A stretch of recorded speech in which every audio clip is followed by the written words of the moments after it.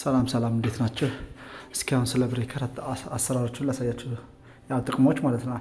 አሁን ይሄ ለምሳሌ 32 ይላል። እነዚህ 25 25 25 25 አራቱም 25 ናቸው።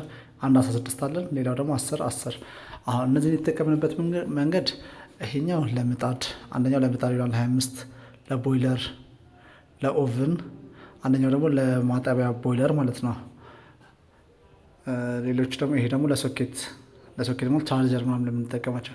ሌላው ደግሞ ላይት ነው የተጠቀምናቸው። ላይቶችን በሁለት በኩል ለመጠቀም ሞክረናል። በሁለት በኩል ከፍለን ማለት ነው። ወደ 2 መኝታ ቤት ነው።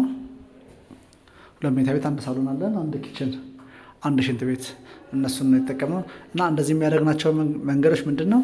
ለምሳሌ ከነዚህ ሁሉ አንድ ሶኬት ቢበላሽ፣ ለምሳሌ እዚህ ጋር ሶኬቶች አሉ፣ እዛ ጋርም ሶኬቶች አሉ።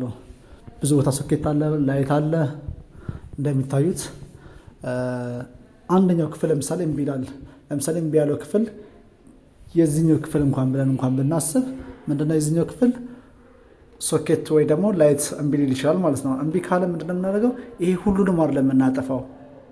በመጀመሪያ ቦታውን ተፈልጎ ስፔሲፊካሊ አንዷን ሶኬት ወይ ቺኛ 16ታችን እናጠፋታለን፣ ወይ ደግሞ ምጣድ ከሆነ ይሄኛውን እናጠፋዋለን፣ ወይ ቦይለር ከሆነ እያደረገን የሚፈለግባቸው ቦታዎች ላይ ስፔሲፊካሊ እንደዚህ እናደርጋለን። ከዛ በዘለለ ሌላው አስቸጋሪ መስሎ ከታየን ደግሞ ይሄ ሙሉ ለሙሉ ሁሉንም ቤት የተቆጣጠረ እንደዚህ ጨለማ ያደርገዋል ማለት ነው። ይሄ እናደርጋለን እና ለምሳሌ ለጥገና ስለማይመች ሶኬት እየሰራን ላይት ለምን እናጠፋለን? ለዛ ነው። እና ችግር እንኳን ቢፈጠር ምንድነው አንዱ ብቻ ነው ሾርት ሊያደርግ የሚችለው። ከነዚህ ሁሉ ችግር ቢፈጠር አንዱ ብቻ ነው ይሄ ነው ወይ ሊመለስ የሚችለው። እንዳሳያችሁ ከነዚህ ሁሉ አንዱ ነው የተለየ ሊጠፋ የሚችለው እንጂ ሁሉንም ሊጠፋ አይገባም። ለዚህ ነው ብሬከር እንደዚህ ተደርጎ የሚሰራው። ይሄ እንደዚህ ሆነ ማለት አንደኛ ቤታችን ሴቭ ነው የሚሆነው። አክሲደንት እንኳን በሆነ መንገድ እንኳን ቢፈጠርብን አንዱን ሎክ ያደርጋል። እኛ ሎክ ያደረገችበትን ቦታ ሎክ በሆነችው መጠን ምንድነው የምናደርገው?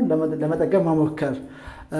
ከዛ በዘለለ ደግሞ ብዙ ጊዜ ሾርታ ሲያደርግ ወይ ይሄንና እንደዚህ ሊያጠፋ ይችላል። ተረዳችሁኝ አይደለ? ከዛስ ይሄኛውን ስንመልሰው ይሄ እንደዚህ ያበራ ነው አይደል? ይሄኛውን ስናደርገው ይመልሳል። ለምሳሌ ሁለቱም ማለት ነው።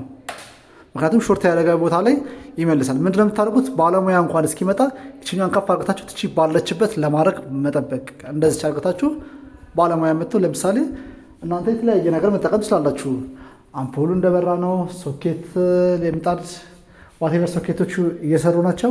ምንድነው ወይ ቻርጀሩ ነው እምቢ ያላችሁ ወይ ደግሞ የሆነ ቦታ ላይ አንዱ ከነዚህ ሁሉ ከተጠቀምናቸው አንዱ ነው እምቢ ሊል የሚችለው። ስለዚህ ምንድነው የምታደርጉት እናንተ? አንዷ ብቻ እንደጠፋች ተሆና ሌላውን መጠቀም ትችላላችሁ። ባለሙያ እስኪመጣ ሌላውን መጠቀም ትችላላችሁ። ይሄ ብቻ እንደጠፋ ይቀራል። ስለዚህ ለዚህ ብቻ ብላችሁ ሁሉንም ጠፍቶባችሁ እንዳይቀር እንደዚህ አይነት ሲስተም ተጠቀሙ። አመሰግናለሁ።